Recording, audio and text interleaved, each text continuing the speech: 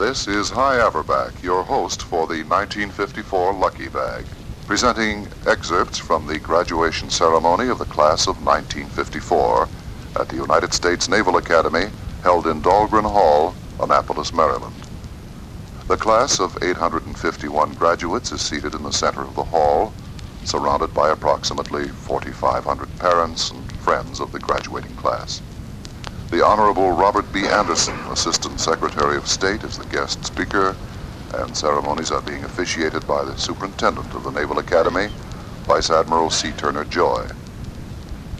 The invocation prayer has been given by the Senior Chaplain, and Admiral Joy is about to welcome and congratulate the class upon their graduation. Governor McKeldin, Secretary Aniston, distinguished guests, members of the class of 1954, and parents, relatives, and friends of the class of 1954. It is my very real pleasure and privilege to welcome you to this traditional happy exercise in Dahlgren Hall. For the members of the class of 1954, this day has been a long time coming, but at long last, it is here. During your 4 years at the Naval Academy, we have tried to provide you young men with a basic education and knowledge of the naval profession. In these, the formative years of your youth, we have attempted to carry on the fine work of your parents in developing you morally, mentally, and physically. Through precept and example, it has been our aim to indoctrinate you with the highest ideals of duty, honor, and loyalty. With your high-spirited cooperation and hard work, I believe the Naval Academy has accomplished its mission. As individuals and as a group, you can be proud of the record you leave behind you. And your parents, relatives, and friends can share that pride with you. You will leave Dahlgren Hall today as capable junior officers, ready to take your places in the armed forces. You have laid a firm foundation for future development in mind and character, which should eventually find you ready, willing, and able to assume the highest responsibility of military leadership and good citizenship. As superintendent, I will not offer you any last words of wisdom. In the first place, I do not think it is necessary.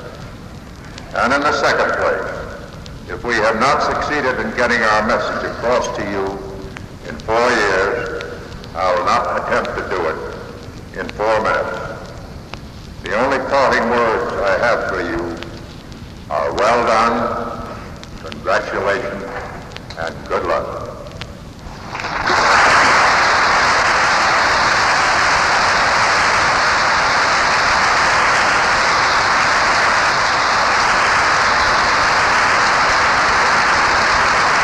The awarding of diplomas follows, and on this happy day, diplomas are first awarded to those midshipmen who graduate with distinction, achieving an average of 85% or above for the course of 4 years. The names of the midshipmen graduating with distinction are arranged on the program in the order of their relative merit. Other names are arranged alphabetically by companies. Diplomas will be delivered first to those graduating with distinction, and then to all others by companies. The Honorable Charles S. Thomas, the Secretary of the Navy, will present the diplomas. Mr. Thomas.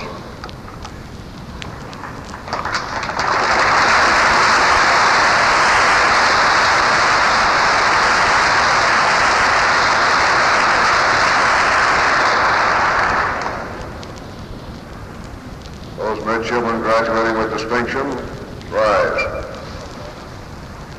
These midshipmen will receive diplomas for those graduating with distinction. Midshipman George Burton Parks, standing first in the class.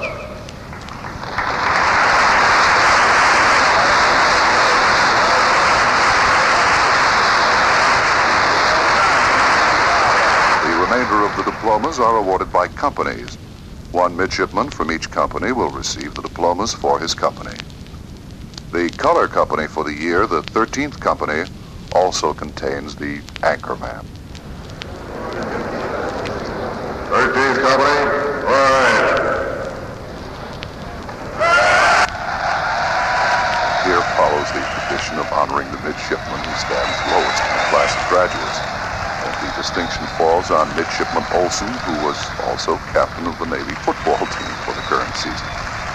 He is now being carried on the shoulders of his classmates while taking bows and waving his replica of the anchor.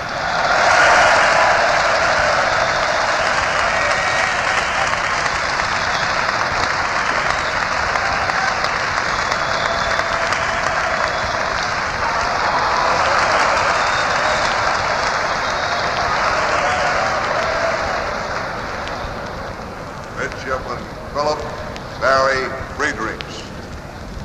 Friedrichs, congratulations. Well done. And pass on every member of your best wishes. The last of the diplomas has been taken for the 24th company, and now Admiral Joy confers the degree of Bachelor of Science.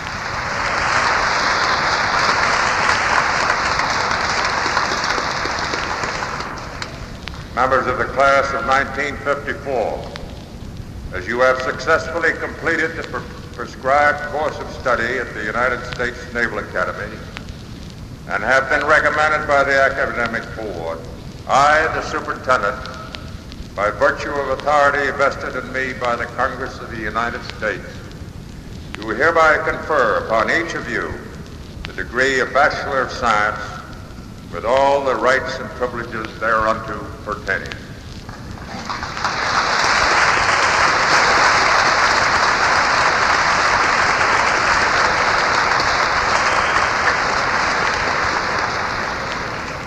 This is the traditional singing of the last verse of the Navy alma mater, Navy Blue and Gold.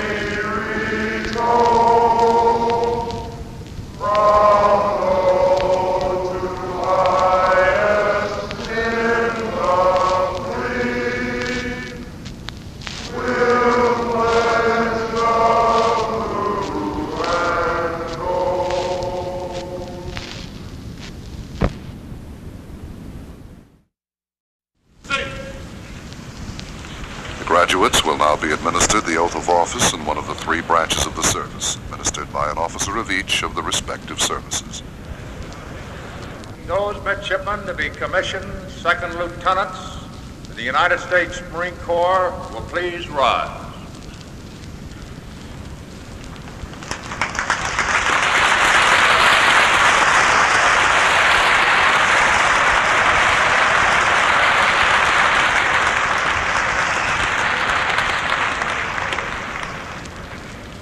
It is my pleasure to introduce to you General Lemuel C. Shepard, Jr., Commandant, U.S. Marine Corps, who will administer the oath of office. General Shepard.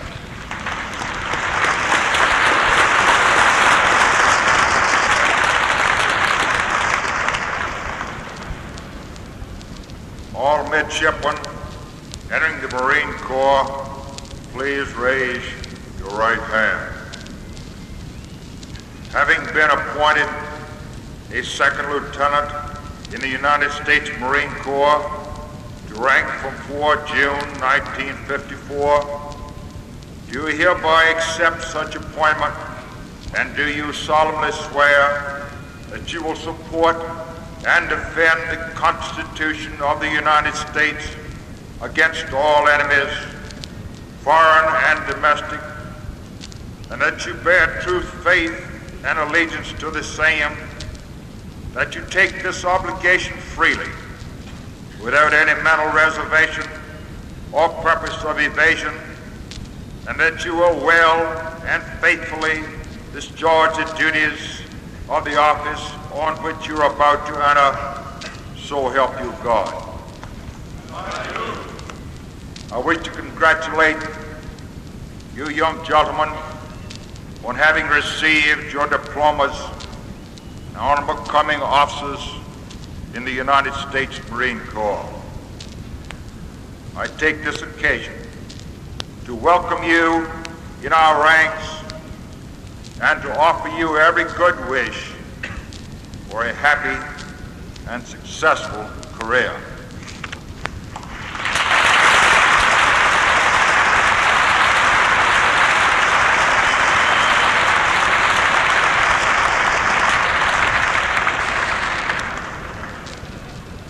Those midshipmen to be commissioned ensigns, United States Navy, please rise.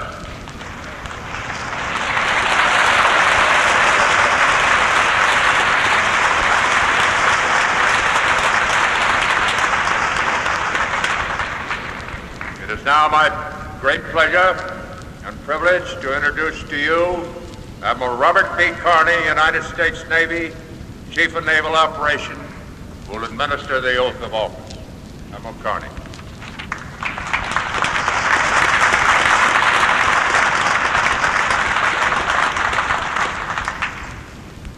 Will all midshipmen entering the United States Navy please raise the right hand. Having been appointed ensign to the United States Navy to rank from the 4th of June, 1954, do you hereby accept such appointment? Solemnly swear that you will support and defend the Constitution of the United States against all enemies, foreign and domestic, that you will bear true faith and allegiance to the same, that you take this obligation freely, without any mental reservation or purpose of evasion, that you will well and faithfully discharge the duties of the office on which you are about to enter, so help you God. Gentlemen, I congratulate you on entering a service with a long and distinguished record. A service that's inspired by great traditions. A service that demands the highest standards. A service with the brightest future. I welcome you to the Navy.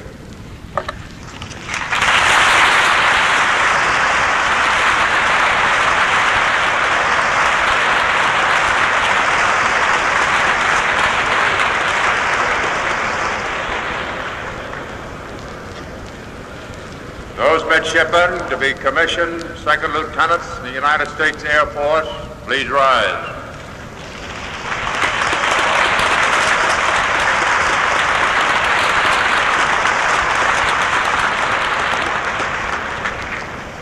I have the honor to introduce to you General Thomas D. White, United States Air Force, Vice Chief of Staff, United States Air Force, who will administer the oath of office. General White.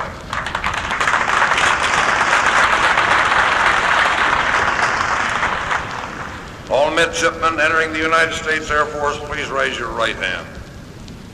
Having been appointed as Second Lieutenant in the United States Air Force to rank from 4 June 1954, do you hereby accept such appointment, and do you solemnly swear that you will support and defend the Constitution of the United States against all enemies, foreign and domestic, and that you will bear true faith and allegiance to the same, and that you take this obligation freely without any mental reservation or purpose of evasion, that you will well and faithfully discharge the duties of the office on which you are about to enter, so help you God. Young men, the United States Air Force welcomes you. I have no vestige of doubt that as graduates of this great institution, you will honor that service. I congratulate you both upon your graduation from this institution and upon your commissioning in the Air Force.